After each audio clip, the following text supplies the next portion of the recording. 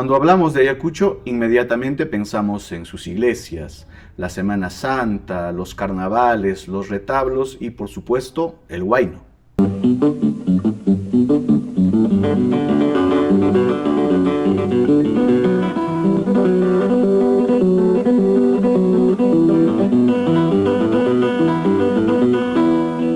Pero durante los años 70, mientras que gran parte de la ciudad continuaba escuchando música tradicional y romántica, algunos jóvenes comenzaron a buscar sonidos diferentes, sonidos que llegaban desde Lima, desde otros países.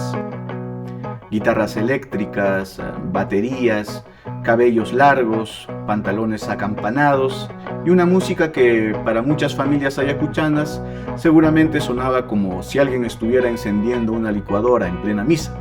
Pero esos tiempos ni siquiera había licuadora. Pero el rock ya había llegado. Primero apareció discretamente en algunos locales, fiestas y conciertos. Después surgieron los primeros grupos ayacuchanos.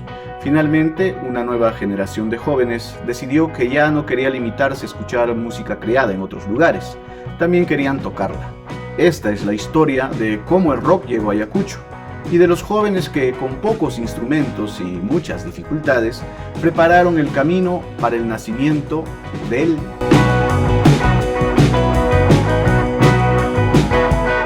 A comienzos de los años 70, Ayacucho era una ciudad mucho más pequeña de la que conocemos actualmente. La vida urbana se concentraba alrededor de su centro histórico, sus barrios tradicionales, sus casonas y sus calles estrechas. Era una ciudad donde buena parte de las familias se conocían y donde cualquier comportamiento diferente podía llamar rápidamente la atención. En ese escenario, el rock ocupaba todavía un espacio pequeño. No era una música difundida masivamente ni formaba parte de las expresiones culturales como las que normalmente se identificaba a Ayacucho. Sin embargo, el informe Punqueros y Metaleros en Ayacucho sostiene que ya existía un movimiento rockero durante esa década.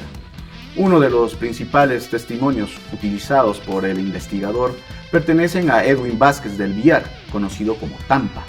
Según su relato, en el Ayacucho de aquellos años existía una juventud influenciada por el movimiento hippie, la música extranjera y las nuevas formas de vestir. Los jóvenes utilizaban pantalones acampanados, correas anchas y prendas a rayas. No todos se consideraban rockeros, como entenderíamos el término actualmente. Algunos escuchaban Nueva Ola,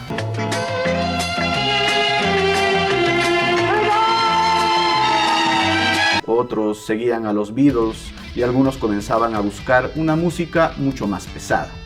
El rock todavía no dominaba las radios ni llenaba grandes escenarios, estaba comenzando a circular entre pequeños grupos de amigos.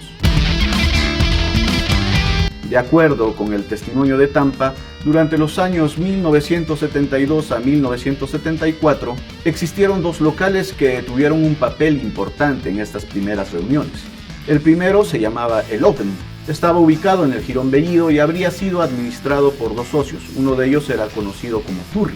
Tampa recuerda que allí se organizaban reuniones y fiestas frecuentadas por jóvenes, influenciados por la cultura hippie.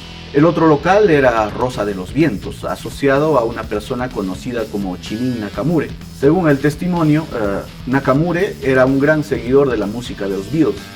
El OVNI y Rosa de los Vientos eran considerados locales rivales. En una ciudad pequeña y con muy pocos espacios dedicados a esta música, prácticamente representaban las dos principales alternativas para esos jóvenes. Alrededor de estos lugares se formó un grupo de aproximadamente 40 o 50 muchachos y muchachas.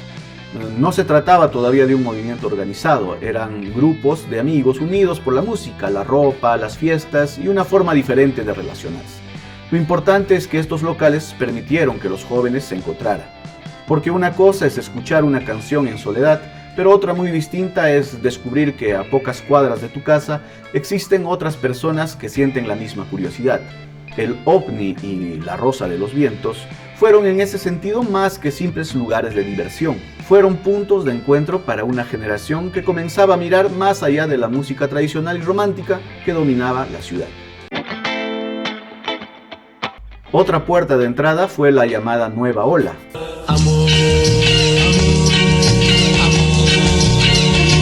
Durante las décadas de 1960 y 1970, este nombre se utilizó en varios países de Sudamérica para identificar a músicos influenciados por el rock estadounidense y la música pop europea. Sus canciones eran generalmente románticas y tenían un sonido más suave que el rock pesado. No, este verano yo no iré. Contigo a la playa, pero utilizaban guitarras eléctricas, bajos y baterías. Por eso, aunque no era todavía la música rebelde que aparecería después, la nueva ola permitió que el público ayacuchano se acostumbrara a escuchar estos instrumentos. El principal escenario para estas presentaciones fue el Cine Cabero, que está ubicado en el Jirón 9 de diciembre. Según Tampa, por este espacio pasaron agrupaciones como Los Ángeles Negros, Los Iracundos y Los Daltons.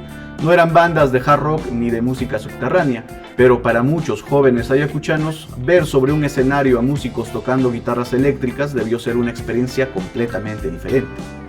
Hasta entonces, buena parte de esa música solamente podía conocerse por discos, cassettes, emisoras o referencias traídas desde otras ciudades. Ahora podían verlas y escucharlas directamente. El Cine Cabero se convirtió así en uno de los primeros escenarios importantes para la llegada de sonidos modernos a Ayacucho. Mientras tanto, el informe también menciona la presencia de agrupaciones como los Telestar, cuando terminó lo nuestro, los Siderals, quise muchas veces, también muchas veces, los Nylamp,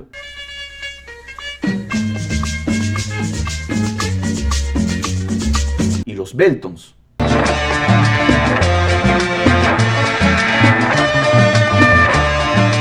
Estos conjuntos representaban una primera etapa del rock interpretado en la ciudad.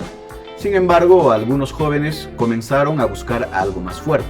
Ya no querían quedarse únicamente con música romántica de la nueva ola.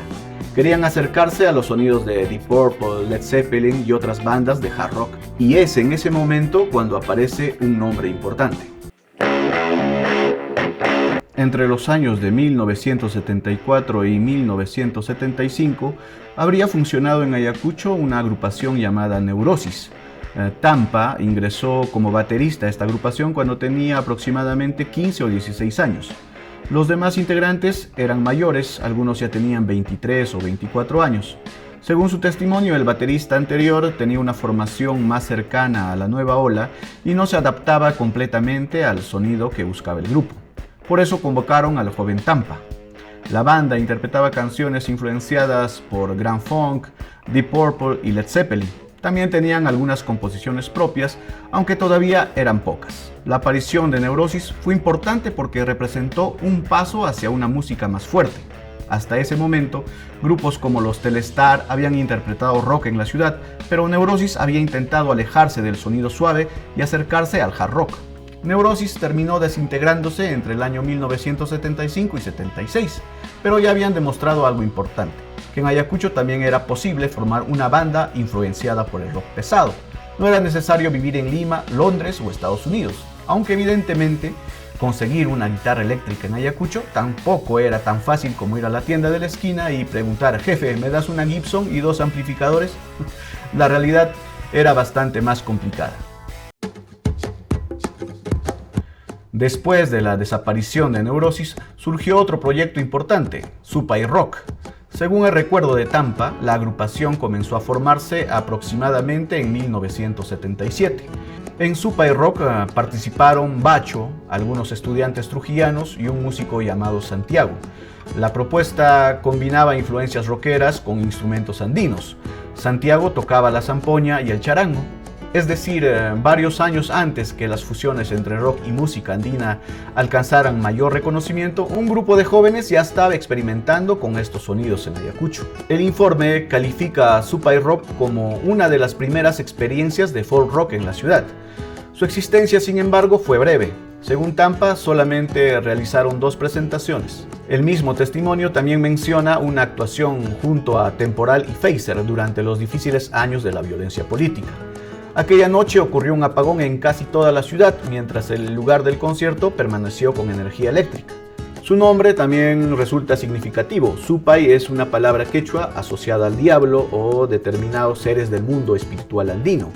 En una ciudad conocida por sus iglesias y su fuerte tradición católica, llamarse Supay Rock podría parecer una provocación. Sin embargo, uno de los entrevistados señala que el nombre no produjo un gran escándalo. No existía todavía la estética extrema que décadas después utilizarían algunas agrupaciones de metal. Para los integrantes, era principalmente un juego de palabras.